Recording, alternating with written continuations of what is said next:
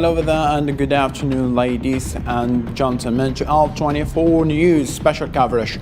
On the 31st of March, Russia has promised a temporary ceasefire to let residents of the besieged port of Mariupol flee on Thursday. Russia's armed forces declared exclusively for humanitarian purposes. However, safe evacuation corridors have functioned only occasionally at best, with Russian and Ukrainian forces blaming each other of sabotaging the escape of civilians. A planned regrouping of troops is taking place in the Kiev and Chernihiv areas. Spokesperson Igor Kushankov said. The General Staff of the Ukrainian Armed Forces, on the other side, said that in a Facebook post, a partial withdrawal of Russian forces from Kiev and Chernihiv regions was underway. To this point, one can say, is Russia withdrawing for good? Or this is another strategy from its forces? And can Ukraine survive another week or even another month? Multiple questions will be answered by our panel of guests, represented by Mr. Howley Schlanger, Vice Chairman of the Board, Schiller Institute in Germany; Sebastian Perimoni, member of the political party Solidarity et Progress of Jacques Chaminade from France; and Julia Rockenford, Assistant Professor from Malaysia. Gentlemen, Madam, thank you so much for accepting our invitation. The discussion begins right after this break.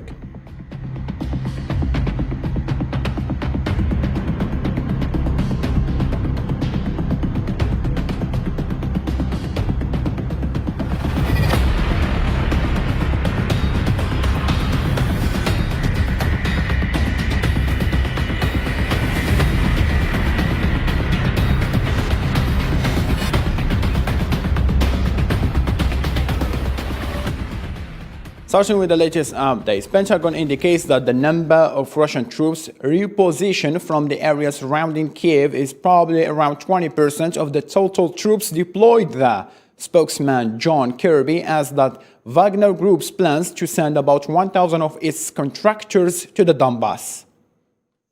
We have seen over the last 24 hours the repositioning of a small percentage of the troops that and the battalion tactical groups that Russia had arrayed against Kyiv, probably in the neighborhood of 20% of what they had.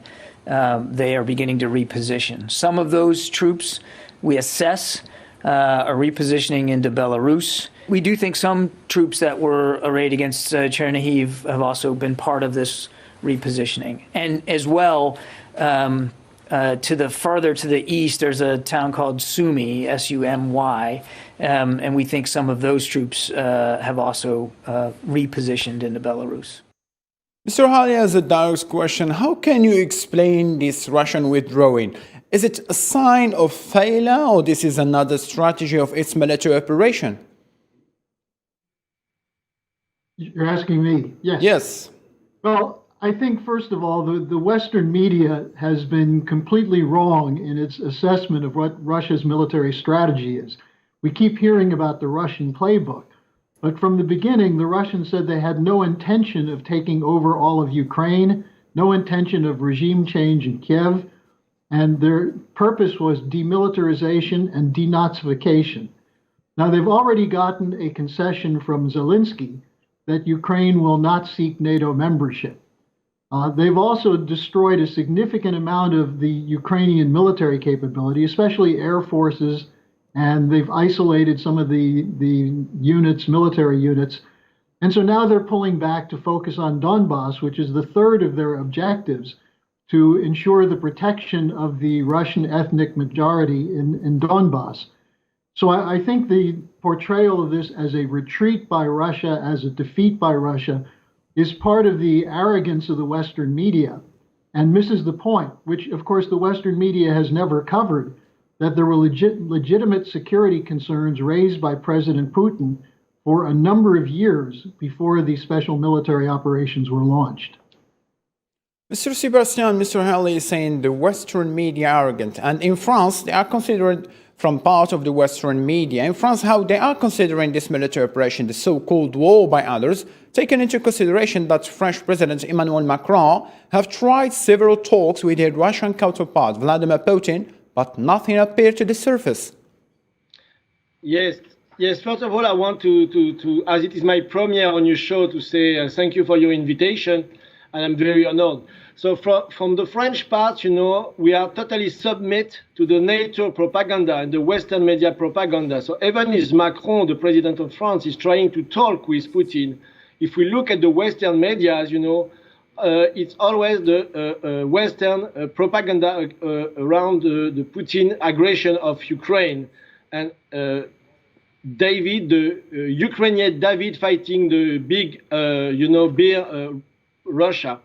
But the situation we are living in, is not new. Everything has been prepared, by the Anglo-American warmonger. For example, 3 days ago, and I think it is important for your audience to know about that 3 days ago, a report has been published, on a website in the US, Dissident Voice, by Rick Sterling, saying that already in 2019, the Rand Corporation, which is the worst of the warmonger in the US, who have created and launched all the wars since the Bush administration. So the Rand Corporation published a report explicitly saying everything which happened since the last 3 years against Russia. So they say, and the report is called Overextending and Unbalancing Russia. And it's clearly showing how the US will use Ukraine to destabilize Russia and to implement a regime change policy against Putin. And if you read this report that you can find on the internet, the Rand Corporation is already saying in 2019 that first they have the US to reposition bombers within easy striking range of key Russian strategic targets already, deploying additional tactical nuclear weapons to locate in Europe and Asia, increasing US and allied force in the Black Sea. I'm sorry to cut your train of thought, Mr. Sebastian, but Turkey and France, they are both parts of the NATO. But on the contrary, Putin seems flexible with Erdogan, the Turkish president, more than another one, even Emmanuel Macron. How can you explain this? We can explain that Macron, Putin don't want a global war with NATO. That's the question. But NATO, as I was saying, is organizing with the Rand Corporation and all this warmonger think tank an aggression of Russia by pushing troops, making a Defender 2021 exercise with NATO troops around the borders of Ukraine. So France is in the middle of that. And, of course, Macron is maintaining talks with Putin. But as you know, Sarkozy have put France in the commandment of the NATO. So now, even if Macron is speaking to Putin, he's under the commandment of NATO. So that's why he has lost all his credibility. So the first thing to do for Macron, for example, if you want to really talk with Putin and have a real discussion and succeed to have a discussion and stop the conflict, is to get out of this NATO system.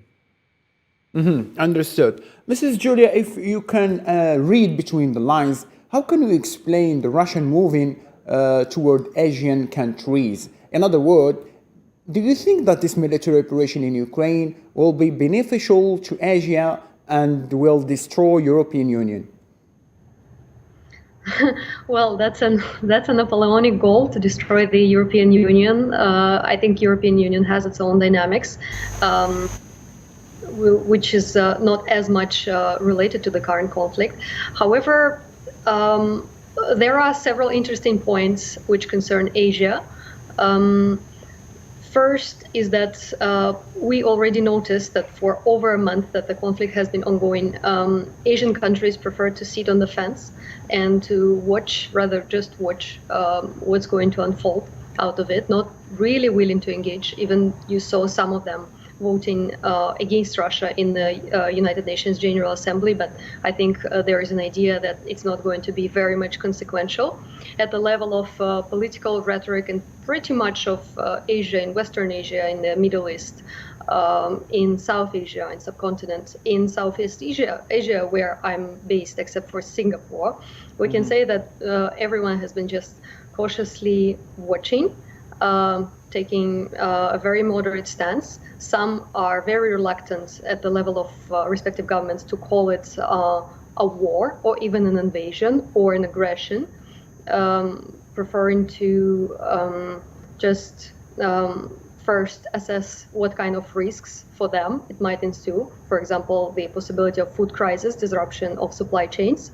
And on the other hand, also to see how possibly some of the players could benefit from the ongoing crisis. Because I think in Asia, people, both at the mass level and at the public level and at the governmental level, are not so much preoccupied with the horrors of the war. And I don't think many even watch those horrendous videos of what's being done to, for example, the soldiers, those videos that were circulated a couple of days ago through the Chinese media. So for many in Asia, I guess it's a kind of a spectator sport, and that's why it doesn't hurt feelings as much. So it's easier to take decisions without looking into human security agenda. Besides that, I think many actors, like here in Southeast Asia, are going to look at what China is going to do. You probably have seen some are trying to ponder if China is going to make a move on Taiwan, or if China is going to occupy the South China Sea further. Like, for example, here in Malaysia, we have almost already constant presence of China in the Malaysian EEZ, without Malaysia particularly objecting. And I guess China is going to be the main beneficiary. So the regional actors are looking cautiously at what's going to unfold. On the other hand, or I think we would be able to continue this. Thank you. Thank you. Yeah. Perfectly, we'll come to this point. China is leader in Asia. Jeremy Fleming, the head of Britain's government communications headquarters spy service, said that Russia miscalculated its operation and that Russian President Vladimir Putin massively misjudged the resistance of Ukrainian people. Now we're seeing Putin trying to follow through on his plan, but it is failing. And his plan B has been more barbarity against civilians and cities. It's clear that he plays by different moral and legal rules. Far too many Ukrainians and Russians have already lost their lives. And beyond this toll, many, many more have had their lives shattered. Mr. Halley, coming back to you, based on the British chief's words, do you think that Russia made a mistake by launching this military operation and it could find a better solution, or this is just the word from the enemy to put more pressure over the other side? Well, first, let me say something about the British. The British are masters of disinformation, and the British role in this is egging on the United States to make sure that Russia and China do not secure a Eurasian integration that could then extend into South Asia, into West Asia, into Africa, and into Europe. And so the attempt to destroy Russia has been the goal from the beginning. And the GCHQ, of course, is a centerpiece of British intelligence, and they're responsible for a lot of this disinformation. Now, on the question of the war, look, war is terrible, and nobody wants to see wars continue. But if you don't want this war to continue, NATO should stop sending weapons and stop encouraging Zelensky to fight to the last Ukrainian. The whole question of being more patient, I mean, Putin in 2007 and 2008 first started raising the issue of security guarantees regarding Ukraine. After the February 2014 coup, it became more urgent. And to me, listening to people like this Fleming from the GCHQ or Anthony Blinken from the State Department in the United States talking about Russian barbarism, Blinken was one of the coordinators of U.S. policy in Syria of arming the so-called moderate rebels with weapons that ended up in the hands of ISIS and Al-Qaeda. Blinken was one of the architects of the destruction of the Gaddafi regime and the murder of Gaddafi in Libya. So when they say the U.S. has no regime change policy, that's exactly what it is. So this discussion of the problems with Putin, the Russian army, and so on is mainly to feed the pro-war sentiment in the West. It has little or no effect in Russia. It's a really strong argument. Mr. Sebastian, as a politician, how can you explain the wars that the British chief, and do you think that Russia could have ended up this operation days ago based on its military capabilities? Why they are taking too much time? So I want to say that I'm totally agree with what said Mr. Schlenger, that we know today that we have more than 150 British public relation company working with the Kiev regime, to organize the communication of war with the foreign minister. So we know that, and one is very famous, which is the PR network, that say publicly that they are supporting all the Kiev regime for this propaganda against Russia. So that's a point. And I think if we look at the difference between the British and the French, is that, as it was said, the British for a long time think about Tony Blair organizing the war in Iraq with his sexy report. Look at what they did also in Syria with the white helmet organizing false flag operation to destabilize the Bashar al-Assad regime, saying that it was the Bashar al-Assad regime was doing it. So all the time you can find the GHSCQ, this public relation firm, the British MI6 services, running this so-called campaign against all the people who are against their unilateral world vision of the world. So the French is a little bit different, as the president of my political party is always saying, France is a junior partner of the Anglo-American empire. So we are playing a lesser role, and we have to be submitted to this policy. So now we have a problem in France that nobody in France, in the media, in the political area, because that we have a presidential election in 10 days from now, and every time a candidate is saying that he's pro-Russia or supporting a little bit China, Thank you so much, Sebastian. I have a point raised in my question considering the political elections. We will come to it. Mrs. Julia, do you agree or disagree with what the gentleman has said? Mr. Haldi said that if NATO wants to stop the war, why they don't stop cutting, giving weapons to Ukraine? Well, first of all, I'm absolutely sympathetic with everything that the gentleman just shared. I think the current conflict, the ongoing war, and the reactions to it, they exposed a lot of existing double standards, including at the global level, at the level of international system. I think there were some that have been talking for years about, for example, the US involvement into a plethora of conflicts, but it didn't find an understanding ear amongst the public. And when there are attempts, we can see there are more and more attempts to raise this issue now, that why actually, what is so fundamentally wrong with the world that it wasn't reacting for so many conflicts happening in other parts of the world. We're not showing any empathy towards people involved in those conflicts. We're not condemning occurring carpet bombings, and at the same time are so concerned about what Russia is doing in Ukraine at this moment, what is being done. I think that exposes something that is fundamentally wrong with us, both at the level of political decision making and also at the humanity level. And we should ask ourselves why these double standards are applied. As I told you earlier on, many in Asia see it as rather a spectator sport, trying to ride the hype, discussing the conflict, but not really engaging themselves in. As for the question about why Russia did not end the conflict, though it could do it days ago, well, first of all, and that was the strategy, to go in with precision weapons and also try to avoid the death toll among civilians, as well as Ukrainian army, to go as accurately as possible and to have as few victims as possible to this conflict.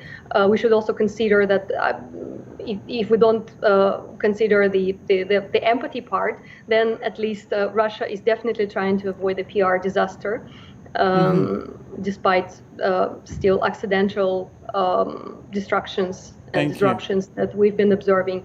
But Russia should achieve its goal in this war. Do you agree? So until it compels both Ukraine and its Western counterparts in what it was initially intending to achieve with this special operation, then it cannot retrieve without losing the face. And it does not retrieve possible. I appreciate it, Julia, for this point. Mr. Howley, Mrs. Julia, she is saying that you didn't have the chance to talk before about the Western and media, propaganda, U.S.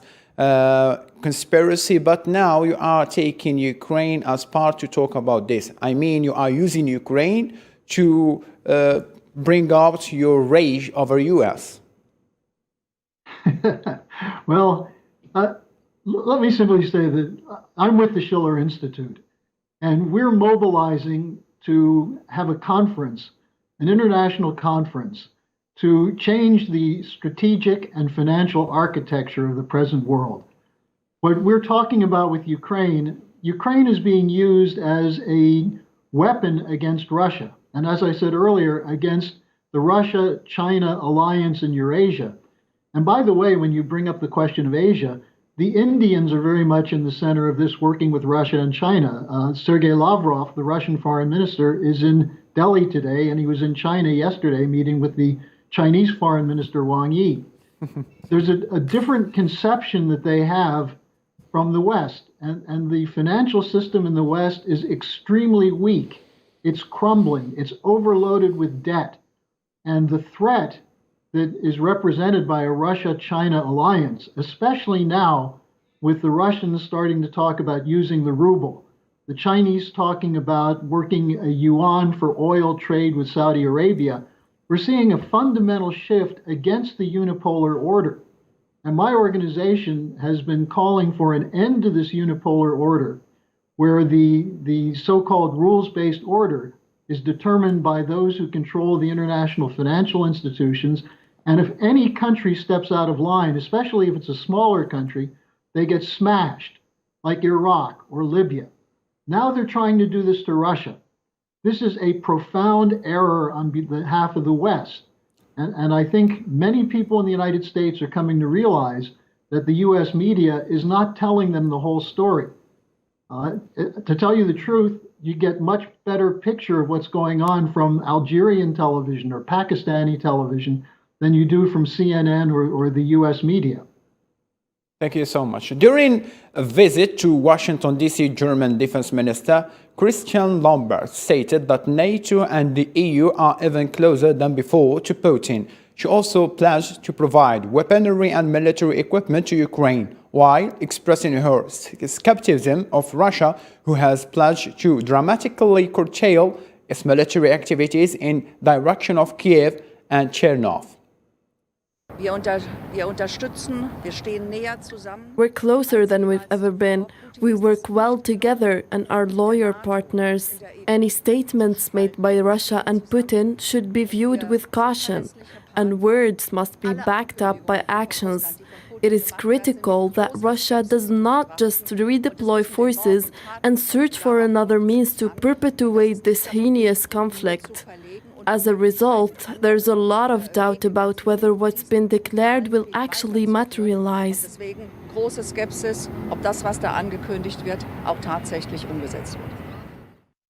Well, it seems that Germany is committed to step up in global efforts to support Ukraine in its fight against Russia. Mr. Howley, as a German, don't you think that Germany has already suffered a lot from this operation? Why German officials, they are trying to move forward blindly, to the extent that they are not even thinking about the lives of the Germans? Well, you make a good point. Look, the suffering is not only people in Ukraine. We're going to see in Germany the possibility of a breakdown of the energy grid, because starting tomorrow or starting today, the Russians are saying they'll only accept rubles for gas and oil. And the Chancellor of Germany, Scholz, said, we're not going to pay in rubles. Now, they may have a few days to work something out, but there are already plans for limiting use of electricity, especially in industry. What happens if German industry can't get the energy that it needs? Similarly, France and Italy have the same kind of problem. So I would say that the Germans are playing their typical role in NATO as a go along to get along.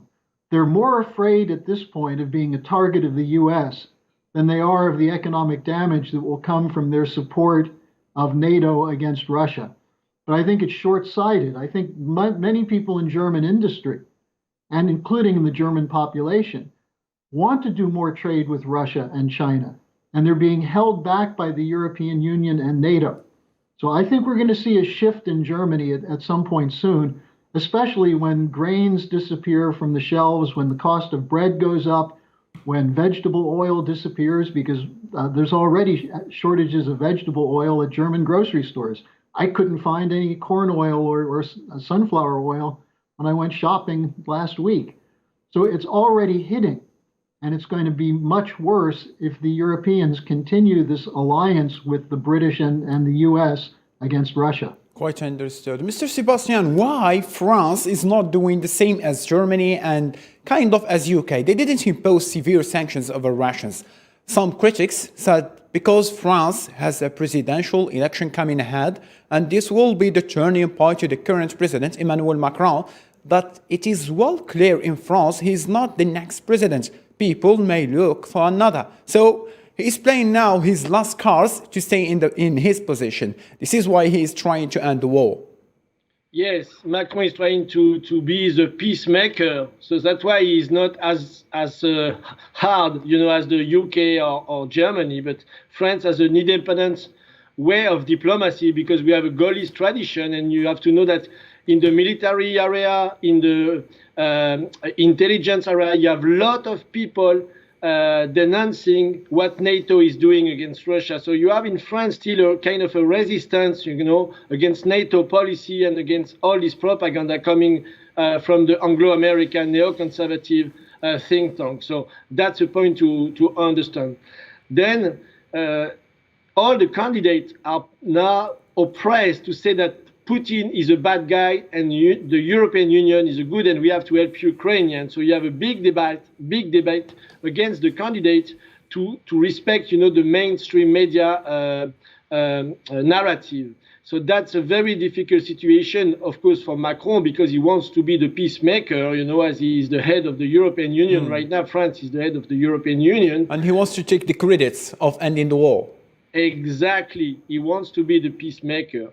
But you have a lot of pressure on the French company, even with Macron, because Zelensky has talked to the National Assembly last week, saying that Renault, Leroy Merlin, Auchan, all these biggest companies of France have to remove from Russia. So you have a big pressure coming also from Zelensky and all the NATO group. And I have to say good news, because it is very important that people know that. On Sunday, you have the Sunday newspaper, Le Journal du Dimanche, who published a poll by the IFOP, which is the most important poll institute in France, saying that 52% of the French population is agree with one of the theses of the Russian part. So they don't believe anymore, the Western, even the French media about the conflicts going on in Ukraine. So it's kind of funny because as the Sunday newspaper is saying that the majority of France has become a conspirationist and complotist because they support not the narrative of the EU and the NATO, but support the narrative of Putin. So it's funny that you have this paradox in France saying that almost all the French population now are in complotist. This is really important. It's a good news, I think, to not mix the government and the population. Yes, this is a really strong point. Following the economic sanctions on the Kremlin, Indian authorities are proposing dedicated rupee-ruble payment channels for trade with Russia in order to meet current trade obligations. According to experts, a payment method might pave the way for cheaper oil imports to India, as well as new market prospects for Indian manufacturers or agricultural machinery medicine, furniture, and bathroom fitting, among other things.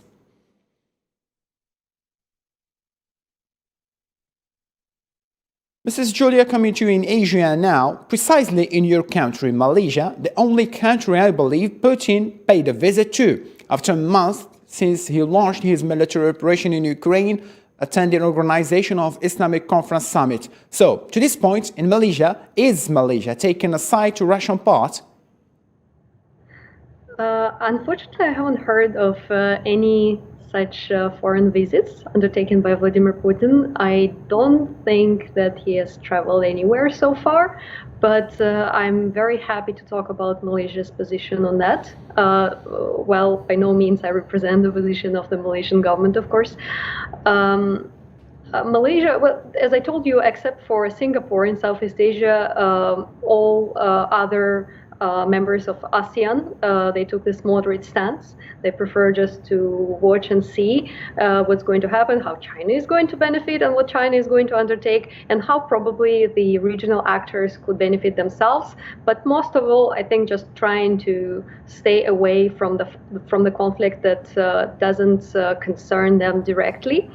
At the public level, in Malaysia and Indonesia in particular, Indonesia even more, you can see that there is a lot, as well as in other countries and other Asian countries, broader than Southeast Asia even, there is a lot of public support and sympathizers with Vladimir Putin's position in what's going on, and I think they applaud to him to his such a daring stance to challenge the West. I think it sympathizes with many. Very important. So it's very important to say so. But of course, at the political level, the diplomats, the government of Malaysia should take a more cautious stance. They're trying to. You can see all the discussions happening here in Malaysia. The foreign ministry is not really engaging in them too. There is a lot of work which is done by their Western counterparts, I believe, in order to encourage or pressure Malaysia in order to take some particular stance, which means to join the anti-Russian sanctions, but it simply prefers not to engage until the point that... Okay. After the Russian media reported that Moscow and Beijing have agreed to expand their cooperation, Russian Foreign Minister Sergei Lavrov said on Wednesday that Moscow and Beijing are paving the way for a fairer world order as he makes his first visit to the main ally. This is a very serious stage in the history of international relations. I'm convinced that at the end of this stage, the international situation will be much clearer. And that we, together with you and our supporters, will move towards a multipolar, just democratic world order. Sino-Russian cooperation is limitless. Our search for peace is limitless. Our defense of security is limitless. Our opposition to hegemony is limitless. Mr. Hawley, how can you explain the Russian wave toward Asian countries, India, Philippines, Malaysia, the giant China? Is he, I mean Putin, creating an Asian union such as that one in Europe, taking into consideration that Russian can be an Asian as well as a European country based on its geographical location? This has been the problem for the advocates of an Anglo-American empire going back to before the Americans were part of the British Empire. The British identified Eurasia as the pivot point in the fight to protect the British Empire. They said there must never be an alliance between Europe and Asia centered around Eurasia. Now, Putin, Russia is a country that exists in both Asia and Europe. And the natural alliances, I mean, Russia and India have been close for quite a while. The other aspect, as Julia has been pointing out, is that in many of the Asian countries, there's an anti-colonial tradition, or we might say a non-aligned sentiment. And we see that also from Africa. We're seeing that now from Latin America. Argentina is orienting toward China. Brazil is supporting, or at least abstaining from criticizing Russia. So I think what Putin has done is present an idea of breaking the power of the unipolar order the post-Cold War order in which the United States, with Britain in tow and NATO as a military backup, they believe they can dictate to the world what economic policy should be. As you just saw Foreign Minister Lavrov say, that order is over. It's no longer acceptable to most countries, but they never had a fight that they could get behind. Now, with Russia standing up to NATO, with China's support, with the Indians, and I don't know if you know this, but the Indians just told a British delegation over the weekend not to come to India, and instead they had Wang Yi, the Chinese foreign minister, come to India. China and India getting together, well, this is part of this new order, the potential for a new order, but not an exclusionary order. What Putin and Xi are talking about is an international financial order which includes every nation's right to security and right to financial benefit. And I think that's what the Schiller Institute is fighting for. And I think we're actually seeing that emerge.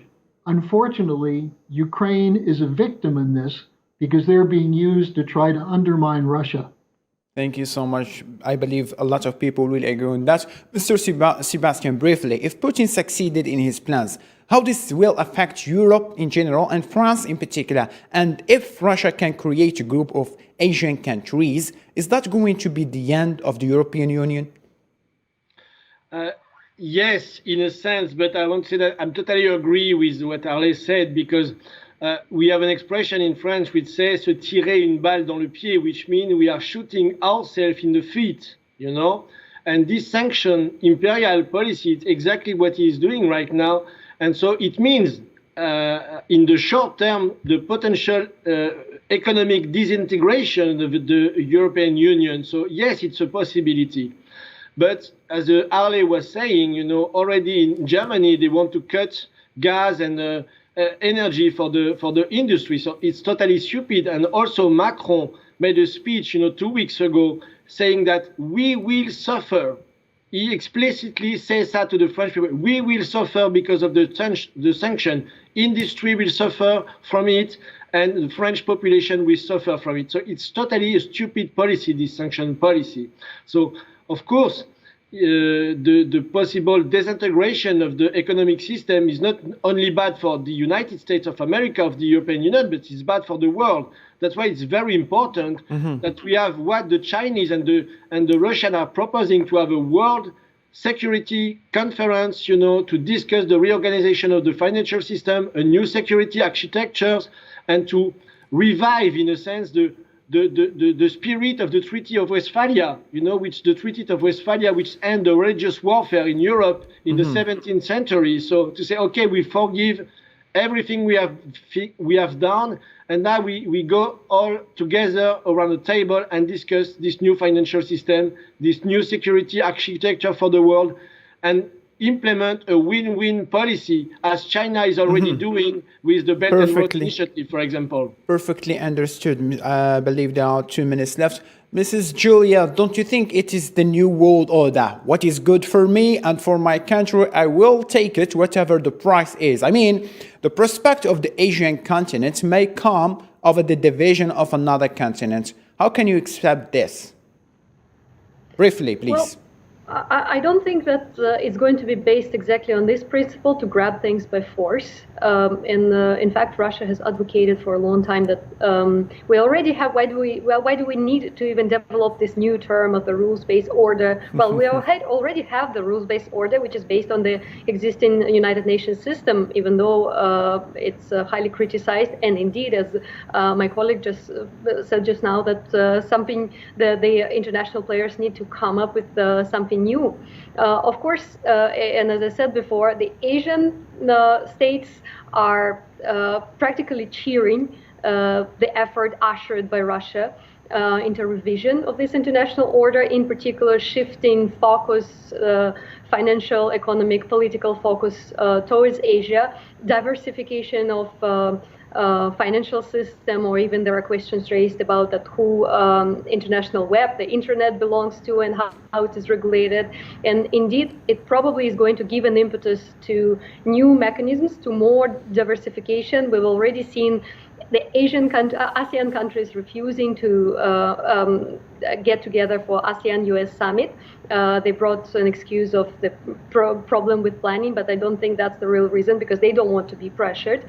The same way that we've seen the Gulf countries actually not willing to increase oil production and supply in order to regulate the market. So I think we are standing on the verge of quite interesting developments, and a lot is going to be happening in the Eastern Hemisphere in that regard. Understood. Gentlemen, Mr. Hawley, Mr. Sebastian, Madam Julia, thank you so much for this fruitful, really important debate. I really do appreciate your presence. Thank you so much. Thank you. To this end, ladies and gentlemen, thank you so much for being with us. A special coverage will be held tomorrow also. To this end, have a blessed evening.